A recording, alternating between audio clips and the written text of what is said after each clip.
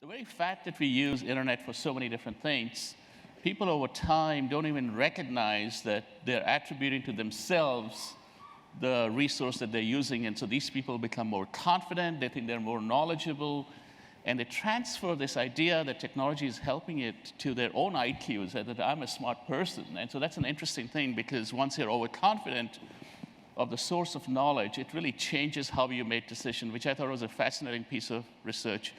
I was involved in some research looking at how people access information. So if you use a tablet, people often use your fingers, like in a smartphone, or if you use a computers, you're often using a mouse. And so we had these managers who were making decisions on customer service returns, either using a mouse or using a finger to access the information on customer complaints. And we found a lot of differences. When you used your finger to access information on these individuals, they felt a little bit more empathy, they were more attached, they were more likely to give refunds. And so there was an interesting idea that the things you feel or think at the moment of accessing information through technology can change the decisions that you end up making. People talk about the sharing economy. And one interesting thing we did was looking at what implications does it have for automobiles. Yesterday, one of the speakers was talking how the sales among millennials for automobiles is declining, and what it means, what automobiles should do to engage millennials more. But when we did the study, the smartphone was the new automobile. This is what, in other words, the reason Encyclopedia Britannica went away was not because they had other encyclopedias, we had computers. And so the cross-category comparisons, and you get up in the morning, the first thing you do is look at your smartphone. When you go to sleep at night, right, the last thing you do is look at your smartphone. This is my automobile. This is where I like to communicate. This is how I like to socially signal. So there's some fascinating effects of technology on consumer behavior. People study how would you behave, and companies do that all the time, whether it's a new sitcom, a new product. I call this, and I see this with companies I work with all the time, I call this as consumers as scientists. You don't want to study consumers as scientists, which is bring people in a room and ask them, if I had this new flavor of drink, what would you think? If I made the warning label on the cigarettes twice as big, would you smoke less? Would you smoke the same? Would you smoke more? Who is going to say I'm going to smoke more? You just told me you're going to make it twice as big. And then the studies are used to say that, well, make the warning labels on the cigarette packets bigger.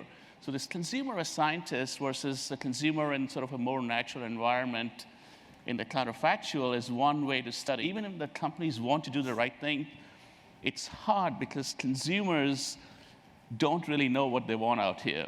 Again, if you ask them a set of questions, they'll give you a set of answers. As I do enough surveys to know consumers are never shy in sharing their opinions. The question is it stable? Is it internal? How strongly is it felt? The reason privacy is particularly difficult is the same set of features, and we were discussing this over dinner, the same set of features in the product. So if you're going to the airport and you're a little bit late, and then they tell you, and this automatically, without accessing this information, this tool tells you, hey, there's another way you can go, or you should do X or Y. People love it. At the same time, when they're going somewhere they shouldn't be going, where they don't want their spouse to know they're going to a club or to see somebody, the same tool freaks them out. As if somebody now knows what I'm doing and it's not a good thing.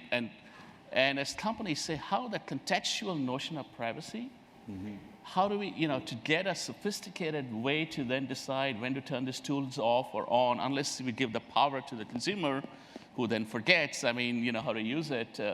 It does raise a lot of challenges, I think. There might be some places which are more black and white in privacy, but there are a lot which are really difficult. I'm interested in two aspects of the on-demand economy. So one is that, when you think about a category, you think about these as sort of a zero-sum game, roughly, substitutes, right? If people are watching CNN, they're not watching Fox, or they're not watching MSNBC, and so forth. And with Uber coming in, and many of these on-demand economies, the planning is going away from the whole purchase process, which means I buy it when I want it. And when do I want a taxi? I have no idea. Certain times I know I want a taxi. That's when in New York you would call it Dial 7 or other cab companies. But many times I'm walking down on 32nd Street, I have to go to 51st Street, I feel like walking, and then after 2 blocks I say, no, what the hell? Let's just take an Uber. And this idea of expansion of demand, I think, so you have a pizza on demand.